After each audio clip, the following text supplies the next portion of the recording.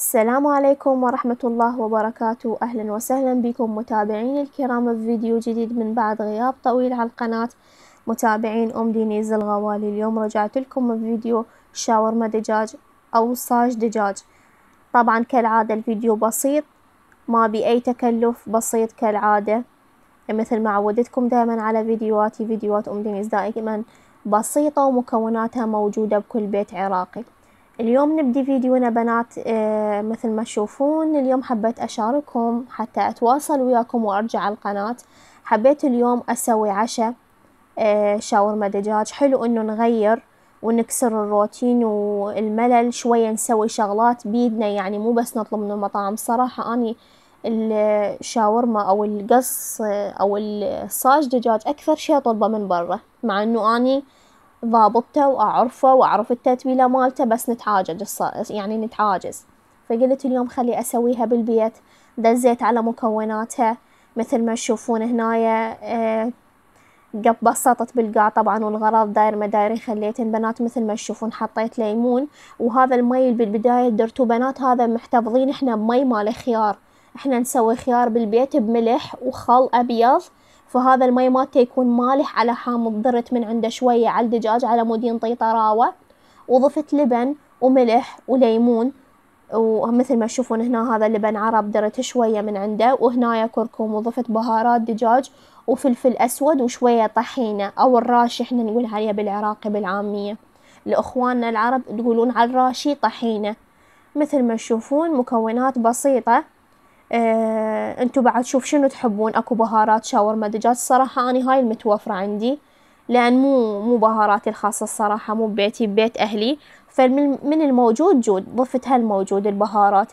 وهنايا الصراحة هم تعاجزت ابرش الثوم، صراحة اني لو ادقه بالهاون ويا الملح، لو ابرشه بالمبراشة الناعمة.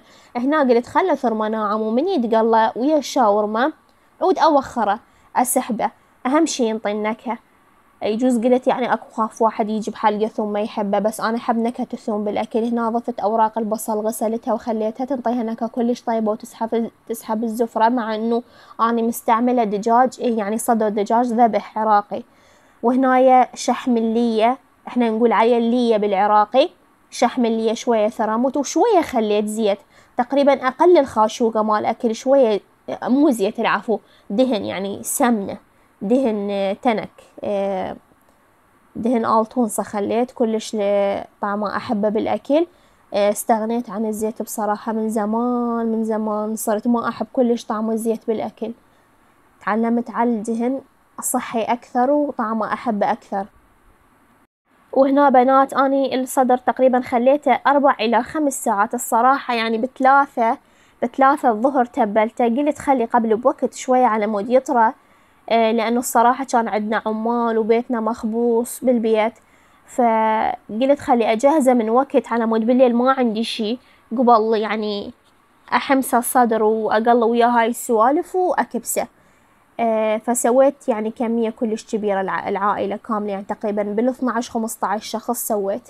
قلت لهم اليوم عشاكم علي، اليوم أني أسوي لكم عشاء من بعد غياب طويل عن يعني دخولي المطبخ وتصويري. الصراحة صاير يعني فترة جتي مالي واهس بالمطبخ. بنات كتبولي هم تصير وياكم هيجي يعني فترات تقومون ما تدخلون للمطبخ. المهم نرجع لفيديونا. حضرت الحبشكلات ماساج. بنات الشغلة الوحيدة اللي ضجت من عندها الصراحة، أنا دائما من أسوي صاج الدجاج أو الشاورما دجاج أحب أخلي مخلل خيار وياها، كلش ينطي طعم طيب، أحسه يطلع مثل مال برا وأطيب. بس الصراحة ما كان متوفر، المحلات القريبة علينا ما تبيع من هذا المخلل إلا بالسوبر ماركتات، وكان بعيد علينا. فالصراحة لو كان موجود كان طلع الطعم أطيب. وأضيف صلصة الثومية، تعرفون إيش قد أحبها صلصة الثومية، أمسحها على الشاورما، هم كان ما موجود فدزيت على مايونيز. هو مثل ما قلت لكم بنات يعني من الموجود جود. فخبز الصاج هذا وصيت عليه نوعية كلش مضبوطة اسمه ميرسين. وجبن قشقوان أني برشته بالبيت، أني أحب أبرشه بالبيت على مود ينطيني نتيجة مضبوطة. وطماطة سويتها شرائح خفاف، وبوتيتا قليت. وهنا بس مسحت الخبز الصراحة بمايونيز. أحيانا أسوي صلصة خاصة يعني بي شوية أضيف من مي المخلل وأحط كاتشب وأبرش ثوم ولبن ومايونيز، بس صراحة من وصلت الفقرة اللي هنايا بعد سويت يعني باستعجال وتعاجزت أسوي خطوات إضافية، فقلت يلا كل مرة أسويها بشكل مو ضروري إنه ألتزم بخطوات معينة العفو. فهنا بديت أسوي الشاورما. طبعا بنات الخبزة كلش كبيرة، مع إنه الصاج مالتي قصدي الكابسة مال الصاج مالتي صح كلش كبيرة، يعني كبيرة تلزم، بس ما شاء الله هذا الخبز نوعيته كلش ممتازة وكبيرة، يعني قسمته بالنص وتشبع، تكفي لشخص واحد صراحة. هاي اللي قدامكم اللي جاي أسويها تشبع شخص، فكل قطعة من الخبز أو رغيف من الخبز قسمته نصين مثل ما قلت لكم، لأن أنا جاي أسوي يعني عدد أفراد أشخاص تقريبا بال15 شخص كفت الحمد لله والشكر، صار بي بركة. وهنا بديت أسوي لكم قطعة قطعتين. طبعا ما طولت الفيديو، يعني أنا سويت كمية كلش كبيرة. وهنايا قبل بوقت حميت الصاجية أو الكابسة، هاي نوعيتها كلش مضبوطة، تتحرك وتقدرين تتحكمين بيها، كلش مضبوطة هاي الكابسة، حبيتها بالشغل عملية.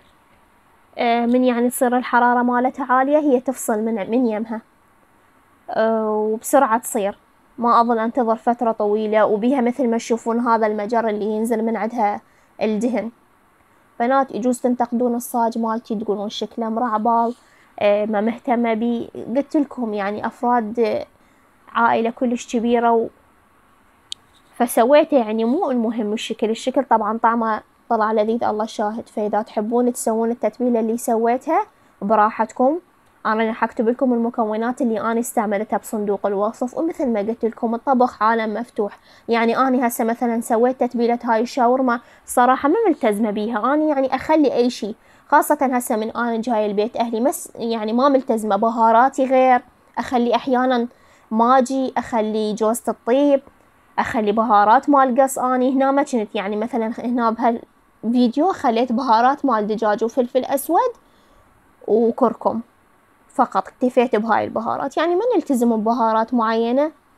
الطبخ فن وعالم مفتوح، على المزاج سبحان الله يشتغل، إذا مزاجك كان رايق تحطين تبدعين، وإذا لا مو مثل ما نقول يعني تمشاية حال، لا بس يعني نخلي هالموجود. وإذا نقفل وانا نقفل لو على شغلة ندز عليها بس على مود تكمل الشاورما أو الصاجية، لو على شغلة أنا لو أريد أقفل كان دزيت على مخلل الخيار وما سويته إلا بي، بس قلت خلي أمشيها، العالم جوعانة وتريد عشاء، مو مال أقفل على هاي السالفة. المهم بنات هنايا حبيتهم أسوي بيتزا كذابة يعني بدون عجينة، فجبت خبزة الصاج، ومثل ما قلت لكم تعاجزت أروح أجيب كاتشب. هنايا مسحت الخبزة بالمايونيز اللي المفروض أمسحها لو بصلصة الثومية لو بالكاتشب.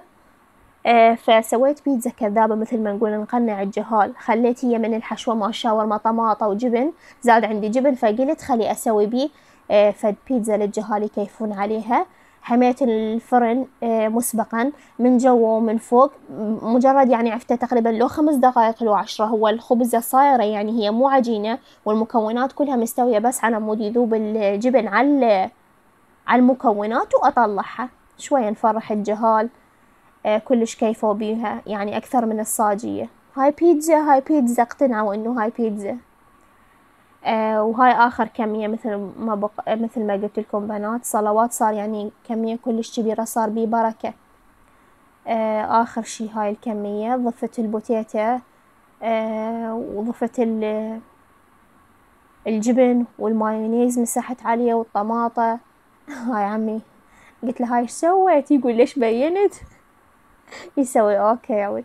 وهنايا البيتزا الكذابة صارت جاهزة عندنا، وهنايا الجماهير خلف الكواليس بدعوا الصراحة، ما خلوا كل واحد ياخذ. ان شاء الله عجبكم الفيديو بنات، ونال رضاكم، في امان.